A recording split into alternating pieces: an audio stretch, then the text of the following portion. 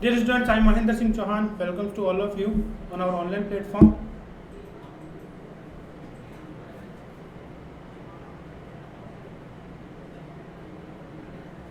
Of Sri Kandi Academy and EduTech. In our last class, we discussed about the human blood circulation, what is the role of blood, what are the components of the blood, what is the main function of blood, and which kind of foreign elements are found in the blood, different types of the cells found in the blood, and their roles and their composition, their contribution in the bloods. All things we discussed in the last class. Now today we are discussing one more important topic, which is regarding the human heart and its role in blood circulation. Mainly we are talking that human heart is working mainly as a pump. जो mainly हम बात करें pump का, तो पानी के लिए हम बात करते हैं पानी से जब अपने को कोई 3 मंजिल पे पानी ऊपर चढ़ाना है, if you want to push our water from ground to 3rd level और 4th फ्लोर वॉट एवर, तो उसके लिए हम क्या यूज़ करते हैं, पानी के लिए मोटर का यूज़ करते हैं, पंप का यूज़ करते हैं. तो सेम चीज़ वही सेम मैकेनिज्म जो है ह्यूमन में हमारा हार्ट करता है. वो क्या करता है, उस ब्लड को बॉडी के डिफरेंट पार्ट तक पहुंचाने की जो जिम्मेदारी रेस्पॉन्सिबिलिटी है वो हमारे हार्ट की है. वो किस तरह से वर्क करता है, ठीक है, और वहाँ डिफरेंट पार्ट से वापस ब्लड को, इम्प्योर ब्लड को कलेक्ट करता है और प्योर ब्लड को हमारे जो बॉडी के डिफरेंट पार्ट्स हैं वहाँ भेजा जाता है. और वहीं से बात करें बॉडी के डिफरेंट पार्ट से जो इम्प्योर ब्लड है या डीऑक्सीजनेटेड ब्लड है, दो चीज़ काम में लूँगा मैं, 2 वर्ड्स यूज होंगे. एक प्योर होगा ऑक्सीजनेटेड ब्लड के लिए, और इम्प्योर जब भी बात करूँ वो होगा डीऑक्सीजनेटेड ब्लड के लिए. प्योर ऑक्सीजन में बात करेंगे तो प्योर में ऑक्सीजन की कंटेंट ज़्यादा होगी, ऑक्सीजन का कंपोजिशन ज़्यादा है. वहीं पर बात करेंगे जब मैं इम्प्योर या डीऑक्सीजनेटेड की बात करूँगा तो वहाँ पे CO2 कार्बन डाइऑक्साइड का लेवल ज़्यादा होता है. तो अब बात कर रहे हैं इस चीज़ के लिए, अब ह्यूमन हार्ट के लिए. तो ह्यूमन हार्ट, तो सबसे पहले बात करें इसका थोड़ा सा जनरल ओवरव्यू हमने लास्ट क्लास में बात की थी, लेकिन थोड़ा सा वापस हम डबल सर्कुलेशन पढ़ रहे हैं, इसलिए थोड़ा सा ज़्यादा समय न लेकर के थोड़ा सा हम फटाफट इसको कंप्लीट करते हैं. ह्यूमन हार्ट का जो ओरिजिन होता है वो मेसोडर्म से होता है, मेसोडर्म से डिराइव्ड ऑर्गन है, और कहाँ पे सिचुएटेड होता है, थोरेसिक कैविटी में सिचुएटेड होता है. मीन्स दोनों लंग्स के बीच में बात करेंगे तो वहाँ सिचुएटेड होता है, और थोड़ा सा टिल्ट होता है, थोड़ा सा झुका हुआ होता है. कहाँ पे, वो लेफ्ट साइड की तरफ, ठीक है. तो in between the 2 lungs, thoracic cavity में दोनों लंग्स के बीच में है, slightly tilted toward the left, थोड़ा सा लेफ्ट की तरफ झुका हुआ है. It has the size of a clenched fist, जो इसकी साइज देख रहे हैं आप क्लेंज फिस्ट की है, जो आपके सामने है दिख रहा है. It is protected by double wall membrane, double membrane से प्रोटेक्टेड होता है. बाहर के मेम्ब्रेन को आउटर मेम्ब्रेन, अंदर वाली मेम्ब्रेन को इनर मेम्ब्रेन कहते हैं, और दोनों मेम्ब्रेन के बीच में जो स्पेस होता है उसको पेरिकार्डियम स्पेस कहते हैं. जो मेम्ब्रेन होती है यहाँ की उसको कार्डियक मेम्ब्रेन कहते हैं या पेरिकार्डियम मेम्ब्रेन कहते हैं, ठीक है. इसके अलावा बात करें हम, यहाँ पे एक फ्लूइड होता है स्पेसिफिक दोनों मेम्ब्रेन्स के बीच में, हार्ट में एक फ्लूइड होता है जो यहाँ पे इसको प्रोटेक्शन देने का काम करता है, उसको कहते हैं पेरिकार्डियल फ्लूइड. अब ह्यूमन के हार्ट की बात करें तो हमने डिफरेंट चैम्बर्स बात किए थे. जैसे फिशेज में बात करें तो 2 चैम्बर हार्ट था. फिर एम्फीबियन में बात की तो हमने वहाँ पे एम्फीबियंस और रेप्टाइल्स तक बात करें तो 3 चैम्बर था, एक्सेप्ट एलिगेटर और क्रोकोडाइल को छोड़ दे तो. फिर बात करेंगे बर्ड्स, ह्यूमंस, एलिगेटर, क्रोकोडाइल, सब में कैसा हार्ट होता है, 4 चैम्बर. लेकिन हम यहाँ बात करें सिर्फ और सिर्फ ह्यूमन बीइंग के 4 चैम्बर हार्ट की. तो यहाँ पे बात करेंगे 2 रिलेटिवली स्मॉल चैम्बर्स. ये जो स्मॉल चैम्बर होते हैं उनको आर्टरिया कहते हैं, ये अपर साइड में होते हैं, जबकि नीचे की तरफ आप देखेंगे यहाँ पे वेंट्रिकल्स होते हैं और नीचे की तरफ है. अब A thin muscular wall called the intraarterial septum separates the right and left arteria. Left और राइट आर्टरी के बीच में जो एक सेप्टम होता है उसको कहते हैं इंट्राआर्टेरियल सेप्टम, ठीक है. और whereas the thick wall interventricular septum separates left and right ventricle. इसी तरह से बात करेंगे, नीचे भी एक सेप्टम होता है तो उसको कहेंगे इंटरवेंट्रिकुलर. तो ऊपर की तरफ होगी इंटर आर्टरियल और नीचे की तरफ होगी इंटर वेंट्रिकुलर. और सेप्टम का काम क्या है? आर्टरियम और लेफ्ट और राइट को सेपरेट करके रखना। क्लियर? और यहाँ पे बात करेंगे, यहाँ पे कुछ वॉल्व लगे होते हैं आर्टरियम और वेंट्रिकल के बीच में। तो राइट साइड में जो वॉल्व होता है उसको कहते हैं ट्राइकस्पिड वॉल्व, क्योंकि यहाँ से जो ब्लड होगा पहले राइट आर्टरियम से लेफ्ट में राइट वेंट्रिकल में जाएगा तो एक वॉल्व के थ्रू जाता है, जिसको कहते हैं ट्राइकस्पिड। उसी तरह से लेफ्ट साइड में भी एक वॉल्व होता है जिसको कहते हैं यहाँ पे बाइकस्पिड वॉल्व या फिर मिट्रल वॉल्व। और ये नाम तो सारे बता ही चुका हूँ। ये राइट आर्टरियम है, ये राइट वेंट्रिकल है, ये लेफ्ट आर्टरियम है, ये लेफ्ट वेंट्रिकल है, दोनों के बीच में वॉल है, यहाँ पे मिट्रल है, यहाँ पे ट्राइकस्पिड है, ये इंफीरियर वेना केवा है, यहाँ पे सुपीरियर वेना केवा है जो राइट आर्टरियम से ब्लड ला रही है। ठीक है, यहाँ पे पल्मोनरी आर्टरी है। पल्मोनरी आर्टरी क्या करती है? जो हार्ट से ब्लड लेके जाती है कहाँ पे? पल्मोनरी या लंग्स में। कहाँ से? राइट वेंट्रिकल से। इसी तरह से एक होता है पल्मोनरी आर्टरी। ठीक है, अब पल्मोनरी आर्टरी क्या होती है? ये दोनों तो पल्मोनरी आर्टरी है, पल्मोनरी वेन्स होती है। पल्मोनरी वेन्स का काम क्या होता है? वह हार्ट में ब्लड लेके आती है। कौन से पार्ट में? लेफ्ट आर्टरियम में। अब पल्मोनिक वॉल भी बता दिया आपको, सुपीरियर वेना केवा जो राइट आर्टरियम में ब्लड लेके आएगी। और ये एरोटा होती है, सबसे बड़ी आर्टरी होती है। तो बड़ी बड़ी आर्टरी जाकर के यहाँ जुड़ती है। ठीक है, ये सारा हम बात कर चुके हैं। नेक्स्ट बात करें, the atrium and the ventricle of the same side are also separated by a thick fibrous. ठीक है, अब जिस तरह से हम बात करेंगे यहाँ पे राइट और लेफ्ट में एक सेप्टम होता है, इसी तरह से आर्टरियम और इसमें भी सेपरेशन होता है बीच में। ठीक है, तो वो कैसा होता है? यहाँ पे also separated by thick fibrous tissue called the arterioventricular septum। तो यहाँ पे जो सेप्टम होगा उसको क्या कहेंगे? Atrioventricular septum. Atrioventricular septum. However, each of these septa are provided with an opening through which the two chambers of the same side are connected। ठीक है, यहाँ सेप्टम जरूर है लेकिन बीच में इनके कनेक्शन भी है। कनेक्शन क्या है? एक वॉल्व होता है, वॉल्व के थ्रू यहाँ का फ्लूइड जो होता है यहाँ आएगा, मतलब यहाँ का ब्लड जो होगा इधर आएगा। ठीक है, तो बीच का कनेक्शन है। बीच में तो क्या है? यहाँ सेप्टम है, लेकिन बीच में एक जगह स्पेस दे रखा है जिसको कह रहे हैं यहाँ वॉल्व। सेम चीज यहाँ पर भी होगी, यहाँ पर भी देखो कंप्लीट है। आर्टरियम और वेंट्रिकल जो है आपस में बीच में कॉन्टेक्ट में नहीं है, लेकिन यहाँ बीच में एक कनेक्शन दे रखा है, जंक्शन दे रखा है, जिस वजह से यहाँ का ब्लड यहाँ आएगा। यहाँ जो वाल्व होते हैं, जैसे ये मिट्रल वाल्व हो गया या ट्राइकस्पिड वाल्व हो गया, इन वाल्व का मेजर फंक्शन क्या होता है? जैसे यहाँ हम बात करें, ये कुछ इस तरह से, ये वाल्व इस तरह से होते हैं और आर्टरीज और वेन्स है। यहाँ इस वाल्व का फंक्शन होता है, यहाँ से ब्लड आ रहा है तब तो ये सेपरेट हो जाएंगे, खुल जाएंगे, लेकिन इस डायरेक्शन में आ रहा है तो कोई दिक्कत नहीं है। सपोज यहाँ अगर प्रेशर बढ़ जाता है कि वापस अगर बैक फ्लो वाली कंडीशन आए, ये वाल्व इस तरह थे, जैसे ही बैक फ्लो हुआ तो यहाँ प्रेशर क्या होगा? इन पे लगेगा। जैसे ये लगेगा तो क्या कंडीशन आ जाएगी? ये वाल्व जो थे ये दोनों आपस में चिपक जाएंगे, एक तरह से क्या कहेंगे? ये क्लोज हो गए। तो मतलब कि जो बैक फ्लो होता है, यहाँ जो फ्लो होगा यूनिडायरेक्शनल फ्लो होगा, मतलब कि एक ही डायरेक्शन में फ्लो होगा। मतलब कि ब्लड को आर्टरियम से वेंट्रिकल की तरफ ही जाना है, वेंट्रिकल से आर्टरियम में नहीं जाएगा। जैसे ही जाएगा तो ये जो वॉल्व है, इधर ट्राइकस्पिड वॉल्व और इधर मिट्रल वॉल्व या बाइकस्पिड वॉल्व, दोनों के दोनों क्या होंगे? इस कंडीशन में चले जाएंगे और दोनों के दोनों वॉल्व क्या होंगे? बंद हो जाएंगे, ताकि ब्लड को पीछे जाने से रोका जाए। क्लियर? तो इन वॉल्व का मेजर फंक्शन ये होता है। तो दोनों का सेपरेशन है, सेप्टम है, थिक फाइब्रस टिश्यू का बना हुआ है यहाँ पे जो सेप्टम है, और यहाँ पे एक ओपनिंग होती है जो मैंने बता दिया आपको, which two chambers of the same side are connected. The opening between the right and the right heart ventricle is guarded by the wall of the three muscular flaps or cusp। तो यहाँ tricuspid क्यों कहते हैं? Three muscular flaps होते हैं। ठीक है, इसलिए यहाँ पे जो वॉल्व होगा उसको ट्राइकस्पिड वॉल्व कहा जाता है।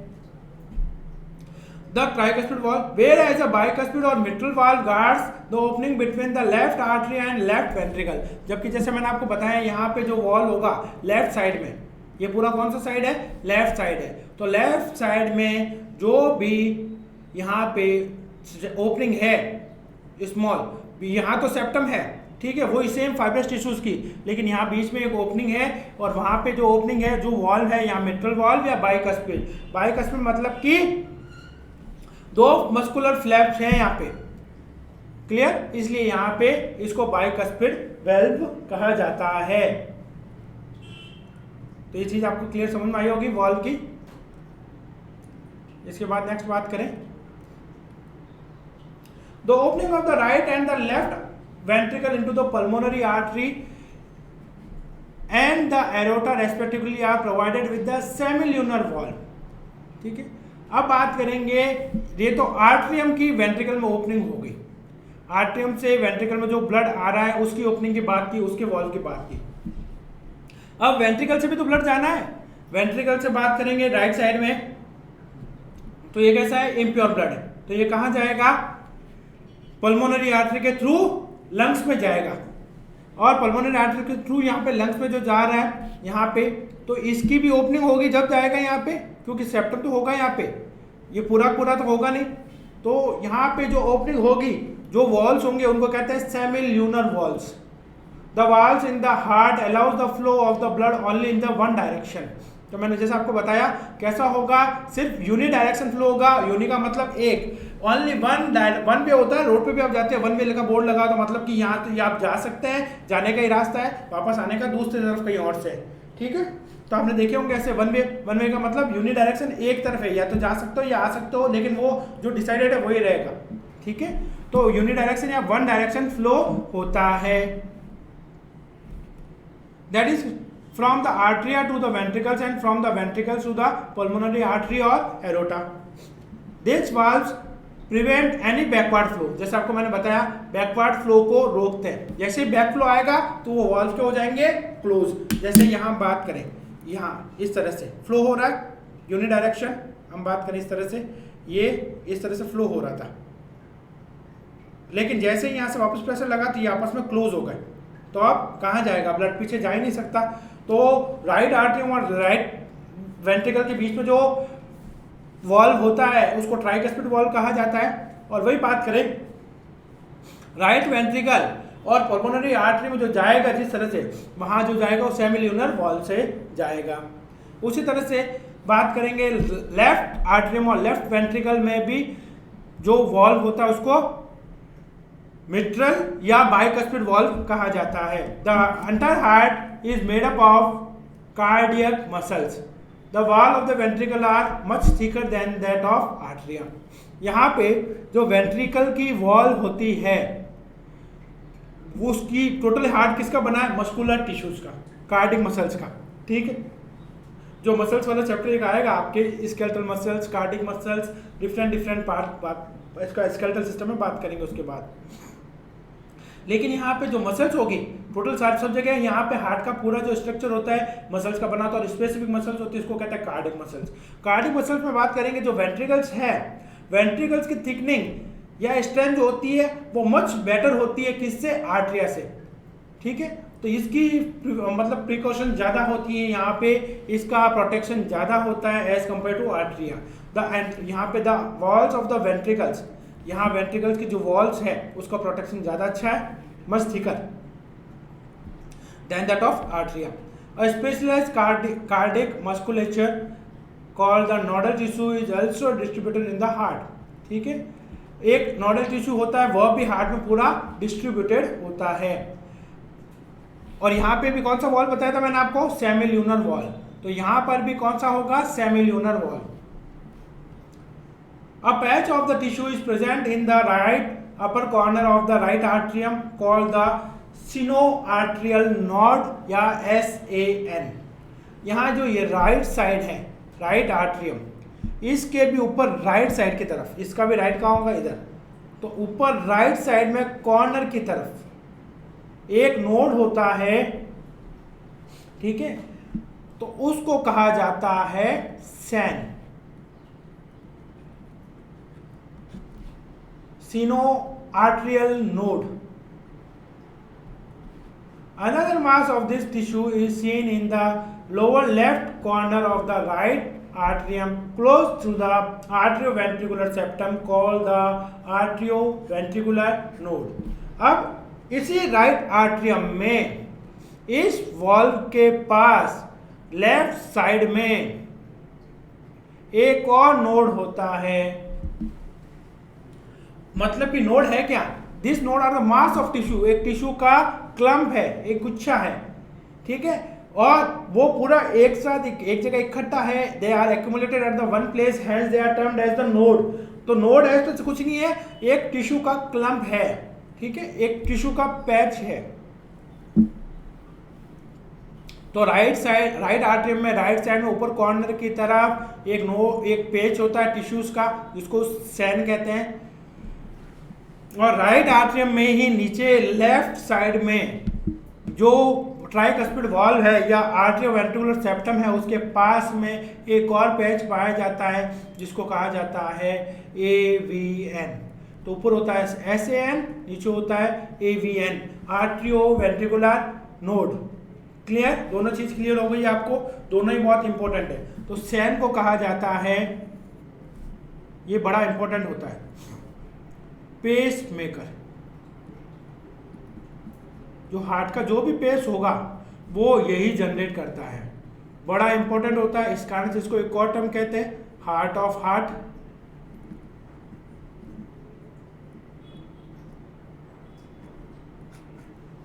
ठीक है, हार्ट ऑफ हार्ट भी इसको कहा जाता है। तो इसको पेस मेकर कहा है हमने, तो एवीएन के लिए भी कुछ टर्म तो देना ही पड़ेगा ना, जो नाराज हो जाएगा। तो क्या दे दें इसको? है तो काम तो ये भी पेस का ही कर रहा है, तो ये करता है पेस को सेट करने का काम। क्या जो पेस जाएगा, स्पीड बनाने का काम किसने किया? वो SN ने किया। अब स्पीड कितनी रखनी है, कितना सेट करके रखना है, वो काम किसका? एवीएन का। ठीक है, तो पेस मेकर तो कौन हो गया? SAN। अब उस पेस को कितना रखना है, कितना बनाए रखना है, वो काम कौन करेगा? AVN। क्लियर दोनों चीज? अब बात करें, एक सेकेंड, हाँ यहाँ बंडल ऑफ हिज पुरकिंजन नहीं आया, चलो ये सोच रहा था मैं। A bundle of nodal fibres, एक और होता है नोडल फाइबर्स का बंडल।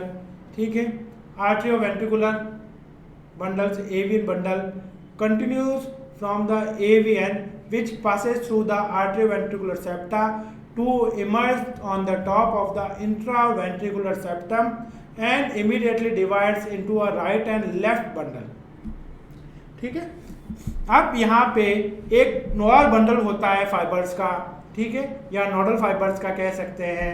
कहाँ पर? आर्टरियोवेंट्रिकुलर बंडल कह सकते हैं। यहाँ पे आर्टरियोवेंट्रिकुलर बंडल के पास continues from the AVN which passes through the arterioventricular septa, emerges on the top of the interventricular septum and immediately divides into right and left bundles। तो यहाँ तक ये पूरा का पूरा बंडल जो होता है यहाँ तक फैल जाता है, फिर बाद में राइट और लेफ्ट में ये डिवाइड हो जाता है। This branch give rise to minute fiber throughout the ventricular musculature of the respective side and called Purkinje fiber। अब यहाँ से जो इम्पल्स जनरेट होता है, एक ह्यूमन हार्ट क्या होता है? मायोकार्डिक। यहाँ पे मायोजेनिक प्रॉपर्टी होती है, ऑटोजेनिक होती है। ये इम्पल्स अपने खुद बनाता है। जैसे यहाँ पे बात करेंगे सोडियम, पोटेशियम या किसी भी आयन फॉर्म में ये इम्पल्स अपने खुद बनाता है। यहाँ इम्पल्स एक बार बन गए, ऐसे हमने इम्पल्स बना दिए, फिर वो इम्पल्स जाता है एवीएन के पास। एवीएन से इम्पल्स बात करेंगे, वो दोनों तरफ फैलते हैं, दोनों तरफ ब्रांचिंग हो जाएगी सेप्टम की तरफ, और राइट साइड में राइट वाले जाएंगे एक ब्रांच, लेफ्ट साइड में लेफ्ट वाली एक ब्रांच जाएगी। तो जैसे ही यहाँ डिस्ट्रीब्यूशन हो गया, वो कहलाएंगे पुरकिंजे फाइबर्स। तो पुरकिंजे फाइबर्स क्या है? एक इम्पल्स के लिए ही आ रहे हैं। They are the nodal musculature has the ability to generate action potential without any external stimuli। तो वो क्या करते हैं? यहाँ पे नोडल जो मस्कुलेचर की बात कर रहे हैं, इम्पल्स को एक्शन पोटेंशियल तक ले जा रहे हैं बिना किसी स्टिमुलाई के। जैसे ह्यूमन की बात करेंगे, ह्यूमन सोचता है, आपने देखा होगा अगर आपके हाथ में कुछ तीखी चीज छुपती है, पैर में तीखी चीज छुपती है, फिर अपना वहां से हट जाता है, जिसको कहते हैं रिफ्लेक्स एक्शन। तो रिफ्लेक्स एक्शन के लिए क्या जरूरत पड़ी, कील का चुभना पड़ा, कील चुभी जब तो हाथ वहां से उठा, या हमने किसी एकदम से सडनली विच टच हॉट थिंग्स, किसी गर्म चीज को हमने छुआ, जैसे ही टच किया हाथ अपना पीछे आ गया, आया, तो वो रिफ्लेक्स एक्शन है, वो काम सोचने का है, स्पाइनल कोड ने कर लिया। तो उसके लिए क्या हो गया, जैसे ही हमने क्या किया, चाहे वो हमें कुछ नेल शार्प थिंग हमें छुआ, टच हुआ, या किसी गर्म हॉट ऑब्जेक्ट को हमने टच किया, तो वो जो हर चीज क्या हॉट ऑब्जेक्ट क्या है हमारे लिए स्टिमुलाई। लेकिन हार्ट को वर्क करने के लिए किसी स्टिमुलाई की जरूरत नहीं होती है, हार्ट खुद काम करता है, इसीलिए इसको कहा जाता है मायोजेनिक। ठीक है, अपने इंपल्स से खुद बनाएगा, अपने इंपल्स बनाएगा, उसको एक्शन पोटेंशियल तक ले जाएगा। एक्शन पोटेंशियल क्या होगा, जब आप नर्वस सिस्टम पढ़ेंगे तब मैं आपको बताऊंगा कि एक्शन पोटेंशियल होता है, थ्रेशोल्ड लेवल होता है, ठीक है, रिलैक्स होता है, तो वो सारी चीजें अपन बात करेंगे। तो यहां पे the nodal musculature has the ability to generate action potential. Action मतलब कि जो उसको एक्शन परफॉर्म करना है उसका पोटेंशियल ये खुद जनरेट करता है, विदाउट एनी एक्सटर्नल स्टिमुलाई, बिना किसी एक्सटर्नल स्टिमुलाई के। तो बाहर से इसको स्टिमुलस की जरूरत नहीं है, बाहर से कोई इसको कहे कि हार्ट अब काम कर, अब ब्लड को पंप कर, इसको किसी की जरूरत नहीं, ये अपना काम खुद जानता है कैसे परफॉर्म करना है। हार्ट जो होता है 24 आवर्स विदाउट टाइड के वर्क करता है, रेस्ट भी करता है, ठीक है, कभी कब करता है वो बाद में बात करेंगे। तो however the number of action potential that could be generated in a minute vary at the different parts of the nodal system। तो अब कितने एक्शन पोटेंशियल जनरेट कर रहा है, कहीं 5 हो सकता है, कहीं 10 हो सकता है, कहीं 50 होता है, ये वेरी करेगा कि किस नोडल सिस्टम से किस डिफरेंट पार्ट में एक्शन पोटेंशियल जनरेट हुआ है। The SN can generate the maximum number of action potential that is 70 to 75 per minute। तो SN कितना एक्शन पोटेंशियल जनरेट कर सकता है, 70 to 75 पर मिनट, ठीक है, and is responsible for the initiating and the maintaining the rhythmic contractile activity of the heart, therefore it is called pacemaker. तो उसका हार्ट की जो हार्ट बीट है 70 to 75 मेंटेन रहे, तो उसके लिए वो लगातार काम करता रहता है। SN लगातार इस एक्टिविटी को, इस रिदम को बनाए रखता है। Our heart normally beats 70 to 75 times in a minute, average 72 beats per minute। क्या हार्ट इससे तेज भी कर सकता है, क्या इससे ज्यादा बीट भी कर सकता है? जल्दी से बताइएगा मुझे अगर कि हार्ट क्या किसी की हार्ट बीट इससे ज्यादा होती है, अगर होती है तो कब होगी, क्यों होगी, कम होती है तो कब होगी, क्यों होगी। ठीक है, जब आप बताएंगे उसके बाद मैं इस चीज को डिस्कस करूंगा, आप मुझे चाहे तो कमेंट बॉक्स में बताइएगा, ठीक है। इसके आंसर जैसे मैं देखूंगा आपको बताऊंगा, क्लियर। तो नॉर्मल जो हार्ट बीट होती है वो कितनी है, 72 बीट पर मिनट। तो ये सारा मैकेनिज्म रहता है। तो हमने बात की यहां से जो SN से इंपल्स जनरेट होगा, वो जनरेट यहाँ पे जो एवियन नोड होगा, एवियन के पास इंपल्स जाएगा, क्या impulse in the form of signal. तो हार्ट अपने इंपल्स खुद जनरेट करता है। हार्ट के इंपल्स की बात करें, सेल्फ जनरेटेड, इसलिए इसको हार्ट को क्या कहते हैं, मायोजेनिक। कौन सा जेनिक, मायोजेनिक। ह्यूमन का हार्ट कैसा होता है, मायोजेनिक होता है। तो ये इंपल्स जो जनरेट हो रहे हैं, कौन जनरेट कर रहा है, SAN। तो एक रिदम सेट करता है, एक एक्शन पोटेंशियल बनाता है, एक्शन पोटेंशियल,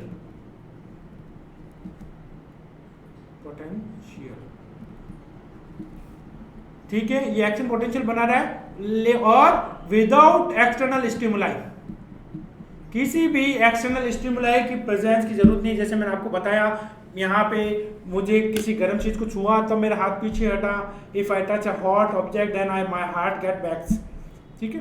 तो मुझे छूने का एहसास होगा तो ही पीछे आएगा, नहीं तो नहीं आएगा। तो मुझे वो हॉट ऑब्जेक्ट क्यों आ गया, मेरे लिए यहाँ पे एक्सटर्नल स्टिमुलाई हो गया। तो यहाँ हार्ट को किसी एक्सटर्नल स्टिमुलाई की जरूरत नहीं होती है, अपना इंपल्स ये खुद जनरेट कर सकता है विदाउट एक्सटर्नल स्टिमुलाई।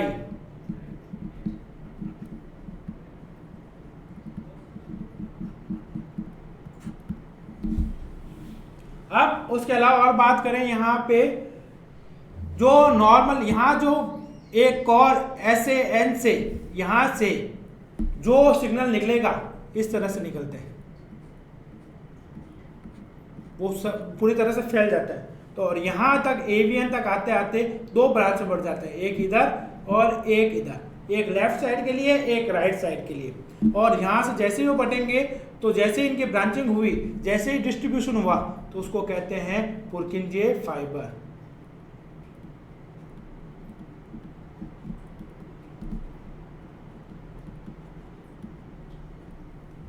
क्लियर? तो ये चीज होती है पुरकिंजे फाइबर।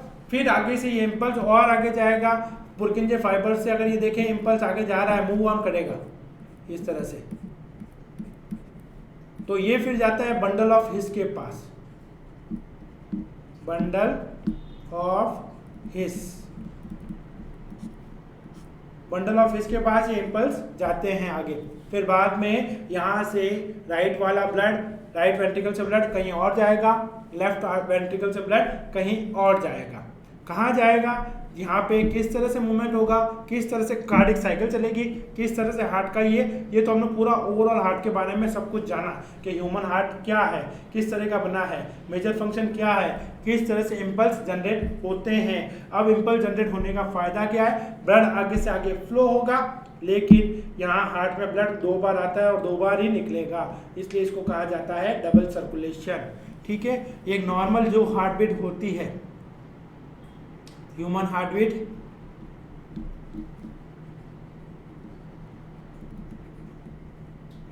वो होती है 72 पर मिनट। ठीक है, और ये कभी बढ़ सकती है, ठीक है, और कभी कम भी हो सकती है। बढ़ेगी कब? आपको खुद को पता होगा, बहुत सारी जगह बहुत सारे टाइम आपने इस चीज को फील किया। कब? थोड़ा सा तेज दौड़ लीजिए, क्या होगा? हार्ट बीट बढ़ेगी। ऊपर 4 मंजिल तक दौड़ते हुए चढ़िए, हार्ट बीट बढ़ेगी। जो भी रेसलर्स होते हैं, एक्सरसाइज करते हैं, उनकी हार्ट बीट 200 पर मिनट तक जाती है। घटेगी कब? जब पूरा बेड पकड़ लेंगे, रात को रेस्टिंग फेज में होंगे, ठीक है, पूरा कंप्लीटली बेड रेस्ट हो जाता है, उस समय थोड़ा सा हार्ट की बीट डिक्लाइन होने लगती है। ठीक है, तो वो सारे फैक्टर्स हैं। हार्ट में भी बात करेंगे तो हार्ट को भी ब्लड चाहिए होता है, ऑक्सीजन चाहिए होती है, वो कौन सप्लाई करता है, किस तरह से होता है, उन सब के बारे में हम हमारी नेक्स्ट सेशन में डिस्कस करेंगे। तो एक नॉर्मल हार्ट बीट क्या होती है वो आपको पता होना चाहिए, SAN का क्या रोल होता है वो आपको पता होना चाहिए। AVN SAN कहाँ होता है? राइट आर्ट्रियम में, राइट कॉर्नर में, अपर साइड में, जबकि AVN कहाँ होता है? राइट आर्ट्रियम में, बॉटम की तरफ, लेफ्ट कॉर्नर की तरफ। ठीक है, जो बात करेंगे आर्टरी वेंट्रिकुलर सेप्टा की तरफ। ठीक है, उसके बाद यहाँ से जो इम्पल्स जनरेट हुआ SN से, AVN जो है उसको मेंटेन रखने का प्रयास करता है, try to maintain all this things, and after that after AVM they parts into 2 branches, one in the right side and another in the left side, and they termed as Purkinje fiber. After the impulse is passing through the ventricles and bundle of His, which helps to transfer of the blood from atrium to ventricles and ventricles to artery or vein for particular part. Okay, all these things helps for the blood flowing and cardiac mechanism. तो किस तरह से होता है heart से हम बात करेंगे ब्लड के लिए, तो ये सारी टॉपिक आता है कार्डिक साइकिल में। तो कार्डिक साइकिल की और डबल सर्कुलेशन की बात हमारे मन नेक्स्ट सेशन में करेंगे। तो उम्मीद करता हूँ सारी चीज़ें आपको समझ में आई होगी। ठीक है, तो मायोजेनिक का मतलब ही क्या होता है? एक ऑटो एक्साइटेबल, ये वर्ड जो है ये खुद का एक्शन पोटेंशियल जनरेट करता है। तो उम्मीद करता हूँ सारी चीज़ें आपको समझ में आई होगी। फिर भी अगर आपके मन में किसी प्रकार का कोई डाउट, कोई क्वेरी है, तो विदाउट एनी हेजिटेशन आप हमसे पूछ सकते हैं, कांटेक्ट कर सकते हैं। ठीक है, आप बताइए, कमेंट बॉक्स में लिखिए, हम उसको जैसे ही हमारे पास पहुंचेगा we will respond immediately and answer your questions या डाउट्स और क्वेरीज। तो अब इसी के साथ हम हमारे क्लास को आज का एंड करते हैं। तो इसी के साथ मैं महेंद्र सिंह चौहान आपसे आगे चाहूँगा। जय हिंद।